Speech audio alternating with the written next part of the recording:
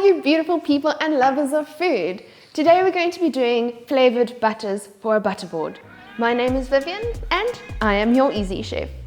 So, one of my favourite things at this moment in time are flavoured butters, or compound butters if you'd like to call them that. They are the bomb.com when it comes to entertaining guests, and it also is a wallop of flavour if you want to put it on a steak or something along those lines. So, let's get started. Our first flavoured butter, I want to do a mustard and black pepper flavoured butter. This is going to be super easy to make. We're going to just take some Dijon mustard, some whole grain mustard, some black pepper and salt, and we're going to mix it in with our butter. It is really that simple, and I can tell you it is one of the most effective snacks at a party.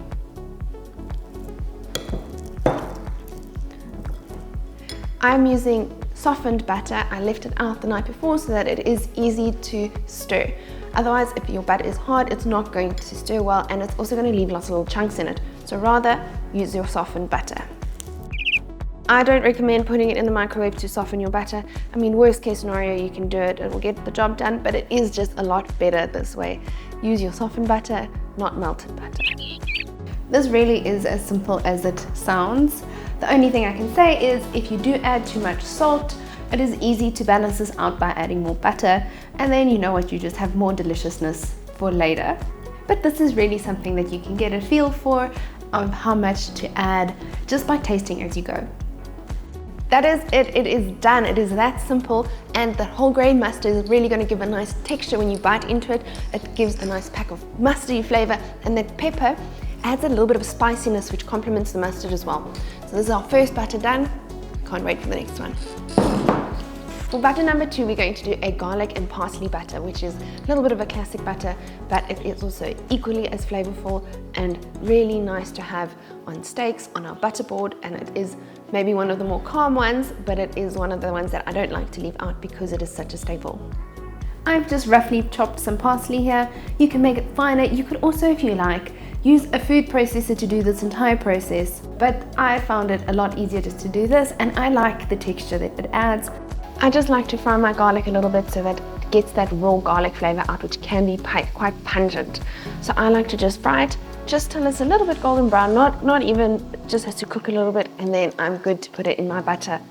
I've actually cooked this garlic in some of the butter, which for me just means I didn't waste anything, and then we're back to stirring. It isn't a long process, and the stirring really only takes a few seconds to do. Guys, the whole point of this is that butter is such a delicious thing on its own. We're just trying to enhance the flavor. So I would not recommend using a margarine or a butter substitute. You will not get the same effect, and it won't be as delicious. So let's keep using butter. Second one is done and dusted. It is really quick to make these things, so what I tried to do is I try to make them a little bit effective in the color department. So I've got one yellow one, I've got one green one, and I'm going to move on to a red one. Let's go. So we're onto our red butter.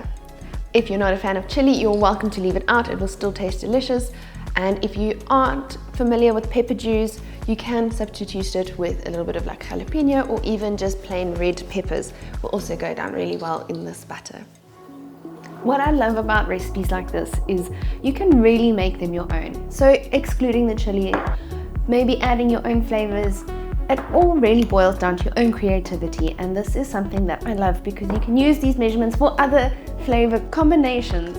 You can even maybe do a sweet one. It really is up to you. Guys, I've just gone and bought a block of butter from the store. But if you want to increase the deliciousness, you can make your butter at home by yourself.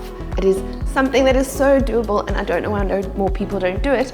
But if you'd like to see this, if you'd like to learn how, please leave a comment and I will show you.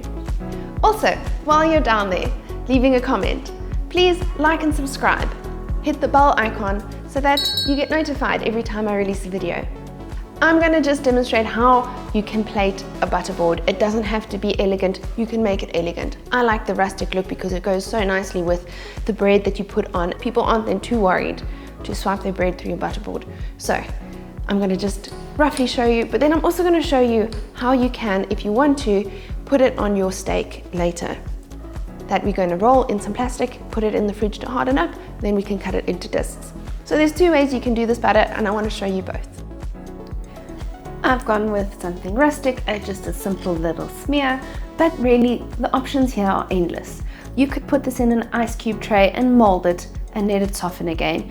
You can pipe it with a piping bag. You can even do little quenelles with your spoons. It really is up to you how you make this look, but it's up to your creativity, and that's what I love about it. The colors, the textures, everything is up to you. The bread is also something you can get really creative with. You can use sourdoughs, rye breads, even like ciabatta breads are so good. So I've done my batter board. Now what I want to do is I want to make a few batter logs that I can keep in the fridge and put on my steaks or chickens or whatever I'm eating that evening, just to add another wallop of flavor. This is going to be very similar technique to how I did my cheese log. If you'd like to see my cheese log, follow the link. So what we're going to do is we're going to put our butter in the middle of our cling wrap. We are then going to put our cling wrap over our butter, and what we want to do is we want to work this until we've got a nice sort of diameter log. And I do this just by making sure all the butter is squeezed into this log shape. You want to roll it up and then just keep twisting the edges. It is as simple as that. You just repeat this with all your other batters as well.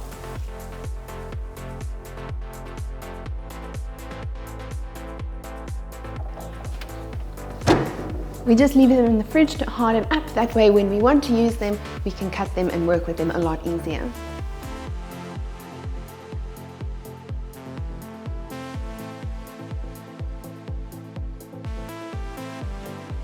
So our batter board is done and it looks great, and I am so excited to taste it because each one of these batters is going to be packed with their own unique flavors.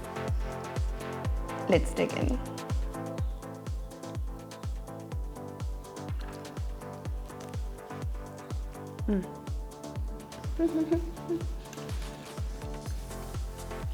It's what you expect. When it comes to mustard, it has that warm flavor, that spiciness from the mustard, and the black pepper isn't like lost in there. Even though mustard is quite a strong flavor, the pepper balances really nicely with it. And now for the pepper one. This one does have some chili in, so I'm expecting it to be a bit warm.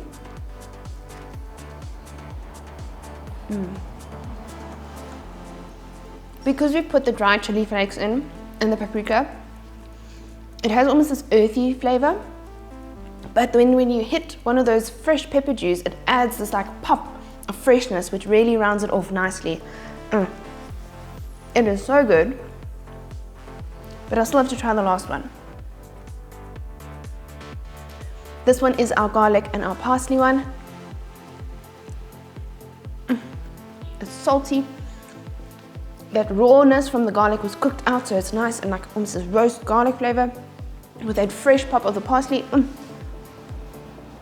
And what's nice is this is so interactive. I love you can sit around a table, people can grab a piece of bread, zip it through their butter and eat it. It's such a nice party platter.